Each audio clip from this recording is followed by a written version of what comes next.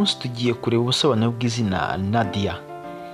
Tuguhaye ikaze kuri Turatsinze wawe. Niba utarakoze subscribe kozaho urutoki twikomereze. Uyu munsi reka tuvuge ku busobanuro bw'izina Nadia. Abantu benshi muri comment barambwiye ngo tubwire ubusobanuro bw'izina Nadia. Uyu munsi ni ikintu kinzundiye kuri uyu munsi wa none. Tugiye kureba Nadia, ese izina Nadia rikomoka mu kihe kirimi cyangwa se mu kihe gihugu? Turebe ese ba Nadia imiterere yabo muri rusange ni iyihe? Ese ba Nadia bakunda iki, banga iki, bitwara bate? Ese Nadia, umuntu witwa Nadia mu rukundo yitwara gute?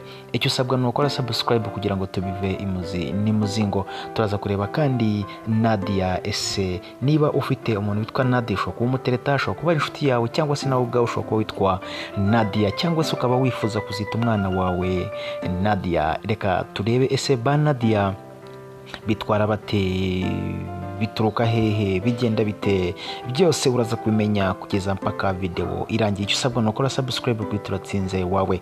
Okay, reka dutangire. Izina Nadia rifite inkomoko mu ndimi zitandukanye kandi rifite ibisobanuro byiza. Urugero rwa mbere, rifite inkomoko mu rurimi rw'Ikigereki, rukagira inkomoko kandi mu rurimi rw'Icyarabu cyangwa se Arabic language, rukagira inkomoko kandi mu nibyo bihugu bibiri iryo zina Nadia bikomokamo, ariko akenshi na kenshi urumva ni mu Cyarabu. Izina Nadia riva ku izina ry'Ikirusiya bita Nadezhda, risobanura ibyiringiro cyangwa se icyizere. Mu rurimi rw'Icyarabu Nadia bisobanura umutima woroheje cyangwa se woroshye cyane, cyangwa se umuntu utuje. Hari aho basobanura ko risobanura umuntu ufite impuhwe, umuntu ushimishije cyangwa se woroheje mu mico.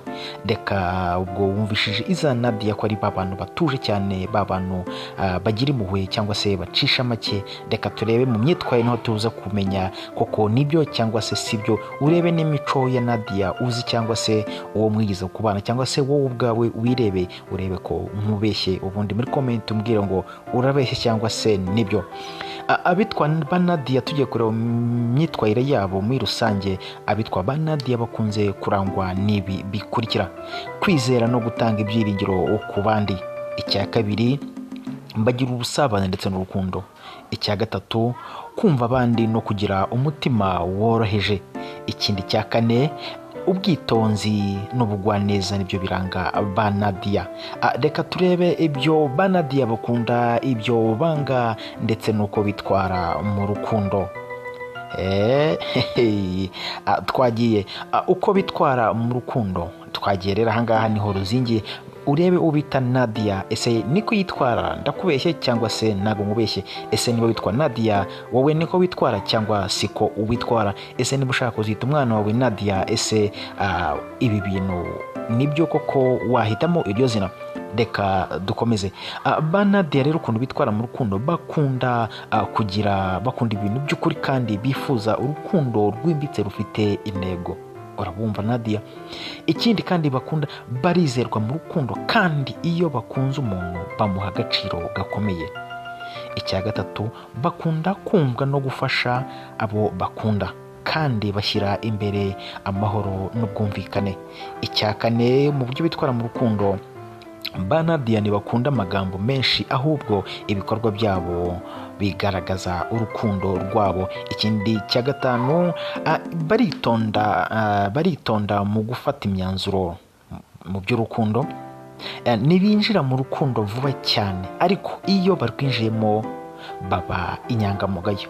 Akanda gasubiramo kugira ngo muri comment uze kumbwiza ukuri nimba mbivuzishijeho ukuri. Uncungire umuntu bita Nadia cyangwa se nimba ye Nadia nawe ubirebe. Nimba ufite umukunzi bita Nadia uraza kumbwira ko mbeshye cyangwa se mvugishije ukuri. Ba Nadia baritonda cyane ku kintu bita gufata icyemezo mu kwinjira mu rukundo. Ntibinjira mu rukundo vuba, bajya mu rukundo bila impango cyane, ariko iyo barwinjiyemo baba barwinjiyemo kandi baba inyangamugayo. Reka turebe ibyo bakunda noneho. Bakunda kwitabwaho no kumvwa kandi bakumva ko bakunze by'ukuri. Bakunda amahoro, gutuza n'ahantu hitaruye urusaku, guhabwa ubwisanzure bwo gutekereza no gukora ibyabo mu buryo bwo kwigenga. Ikiganiro cyimbitse, bakunda kugira ikiganiro cyimbitse kigamije gutanga ibyiringiro no kuganira ku buzima bufite intego. Bagira ubugwaneza, abantu bafite umutima mwiza. Reka tujye ku bintu banga. Ahangaha nanone niho ruzingiye.